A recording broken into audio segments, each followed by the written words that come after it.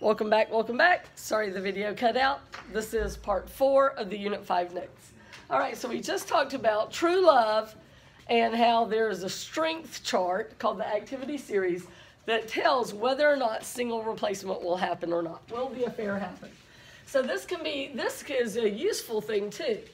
It can also be used to prevent a reaction. For example, zinc is above iron. So the zinc will coat iron and galvanize nails.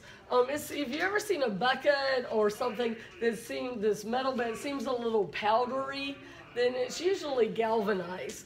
The zinc becomes an oxide and makes a protective coating.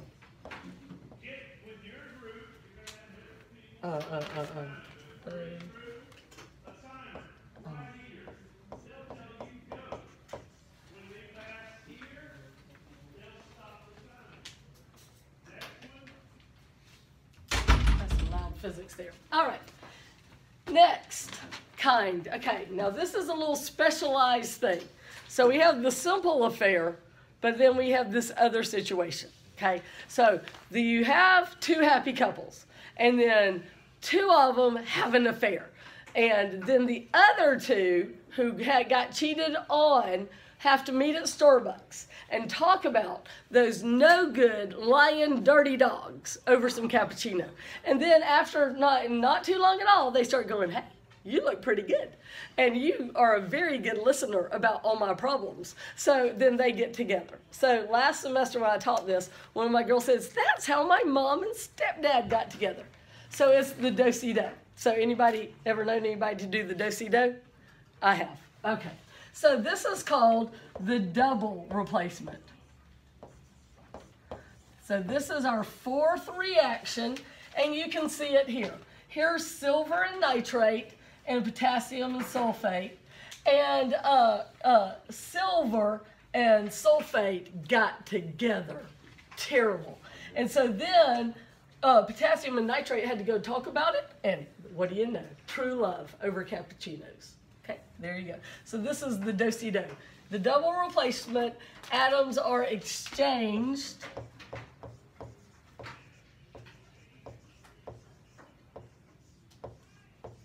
between compounds. Now, it's always the front half that gets exchanged. So cations for cations, anions for anions. So here you notice that the back half stayed the same, but the front half switched. Silver is now with the sulfate, potassium is now with the nitrate. Does that make sense? You always have to have metals with nonmetals. Okay, now our last one gets its own special category because in science we like to burn things and blow things up.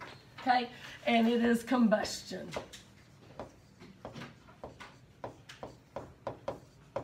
Okay, so burning. Okay, now, there's a little controversy here, and I know you're going to be like, nerds, but yes, we're nerds, we know it, we're scientists.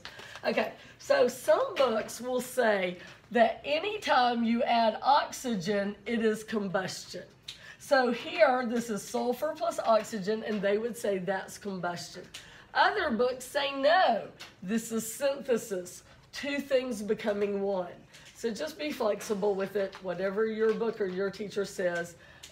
Just know that that's out there. I think on our test we will call that synthesis. I'm going with that count.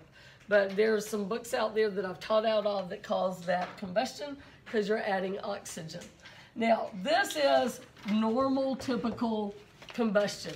We're burning methane, poots, and to burn something is to add oxygen, and if it's complete combustion, you get carbon dioxide, water, and energy. So that's what you're doing right now. You ate some sugar, you're breathing in oxygen, you're breathing out carbon dioxide, moistness, water, and you've got some energy.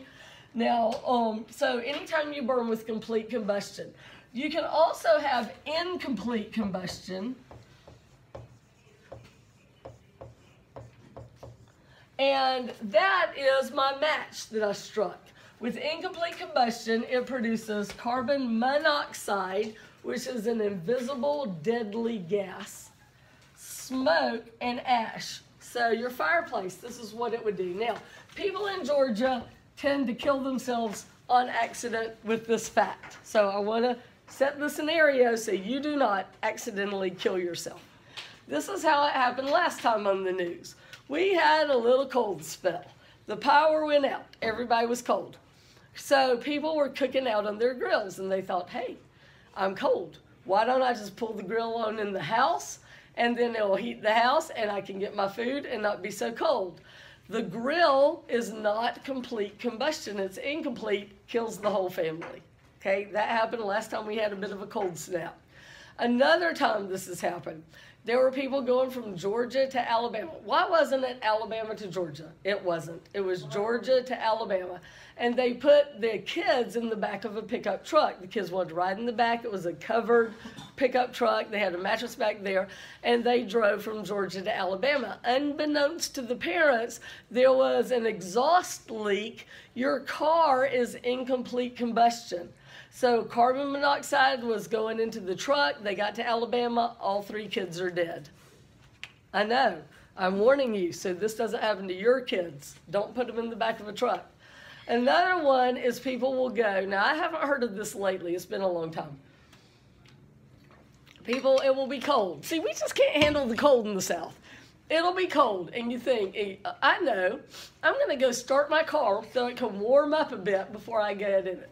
Start the car, leave it in the garage, go back, get another cup of coffee, walk back down to the garage, one good breath, drop dead.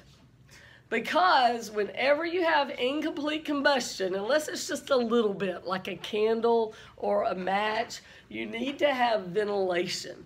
You gotta not get that carbon monoxide out of there. It's deadly, it will kill you. It is a poisonous gas, all right?